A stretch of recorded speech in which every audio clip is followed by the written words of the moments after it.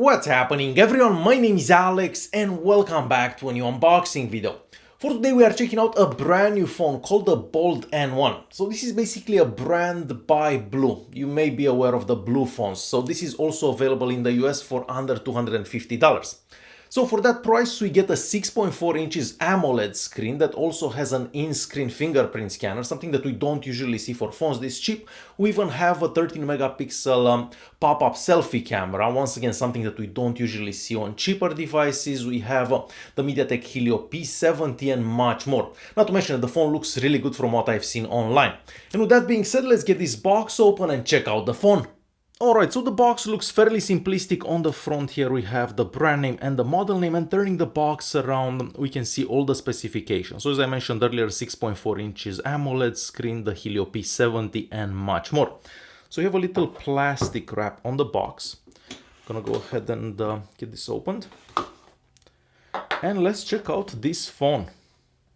For $199 as much as it is right now, it does offer pretty good specs. Alright, so this is the phone. We'll leave that aside for a quick second.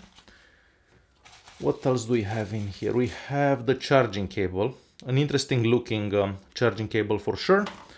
We have the power adapter, and this phone supports fast charging as well. What else do we have? We even get some headphones. Look at that, we have a 3.5mm audio jack. So that means that the phone has a 3.5mm audio jack. That's crazy. We have the little user manual that nobody will ever read, and the SIM card tray ejection tool. So we even get a case for the phone. Unreal. Yeah, so all that for about 199 bucks right now. So quite impressive. All right, we'll leave this aside for now. And let's take this plastic off.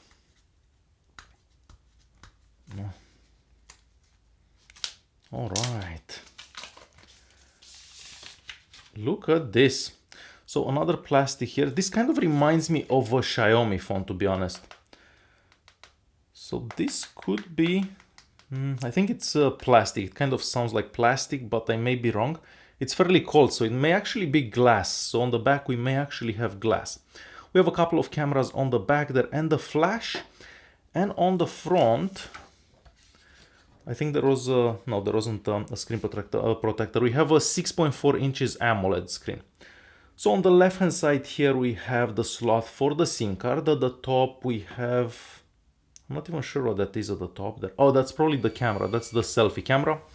We have what could be a secondary microphone. On the right hand side we have the power button and the volume keys, and at the bottom we have the speaker, the USB-C charging port, and a 3.5mm audio jack, something that I haven't seen in quite some time.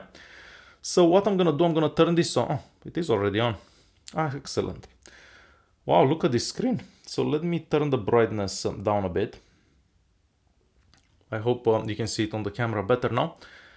So yeah, I have to say that the screen does look quite good. Wow, look at this. I'm curious to see that selfie camera.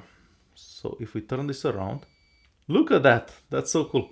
This is actually the first phone that I've seen with a selfie camera. I wonder how many times I can play with it before it breaks. I mean, I'm sure they test them quite a bit, but who knows. So what I'm gonna do, I'm gonna go ahead and install the Antutu benchmark, the Geekbench 4 maybe. I'll take a couple of pictures around the house. I'll set up the in-screen fingerprint scanner, and I'll be right back so I can show you all those. So I'll see you in a bit. Alright, so after about 25 minutes or so, I am back. First of all, the screen looks absolutely gorgeous, and yes, I did take the phone outside and you can see the screen in direct sunlight as well. As I said earlier, we have an in-screen fingerprint scanner. So if I lock this and I touch this, it will unlock. But unfortunately, the screen will not come on. So every time you want to unlock the phone, you have to have the screen on. I'm not sure if there are any settings that can turn the phone on before I touch the fingerprint scanner. But as of now, I can only check and use the fingerprint scanner if I open the screen first, if I turn on the screen first, if you know what I mean. But the fingerprint scanner does seem to work good. So if I would be to press the fingerprint scanner like this, well, nothing happens. So that is a bit disappointing, but I will have to check the settings and see if I can do that better. So for example, if the screen comes on every time I pick up the phone or something like that. So I'll definitely check that for the full review.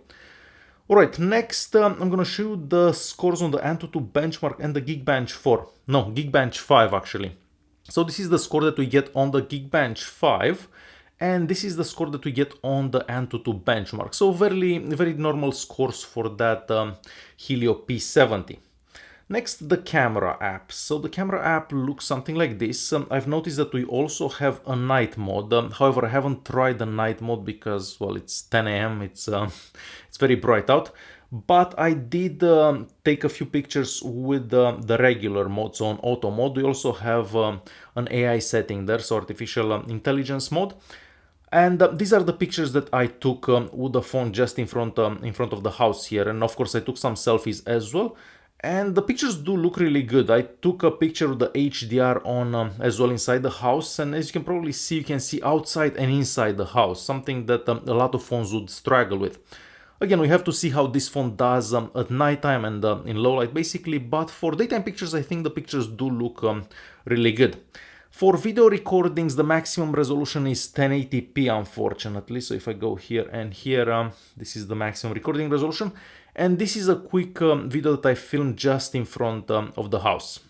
Alright, this is a super quick video test to the Bold N1. So the maximum recording resolution is 1080p, but from what I'm seeing on the screen here, it doesn't look like we have any type of image stabilization. But again, I'll have to see how this file looks on the computer. So under these conditions, this is how recording from this device looks like. So as you've seen, the video quality isn't amazing, but let's keep in mind that this phone, you can get this phone for about $200, so fairly affordable. For apps that come pre-installed, well, the phone doesn't really come pre-installed with anything, only Google apps, and that's about it. And we also get this browser here, but other than that, we don't really get any apps. The phone runs Android 9. Now let me open the settings app here. This is how the settings app looks like. You can also change the navigation bar at the bottom there. And I guess you can hide the navigation bar as well. Now, if I go to About Device, it would show you my phone number, so I don't want to do that. But the phone is running Android 9 right out of the box.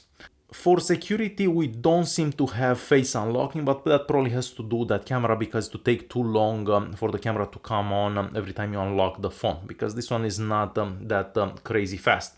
So you can only unlock it with the pin or the fingerprint scanner.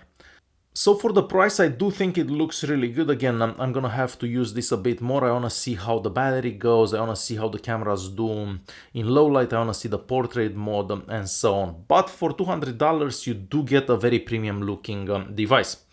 Alright guys, I'll try to follow up the review in about a week or so. If you do have any questions about this phone, definitely leave a comment and I'll try to answer that. And that's about it. Thanks for watching. Don't forget to press that like button and I'll see you in the next one.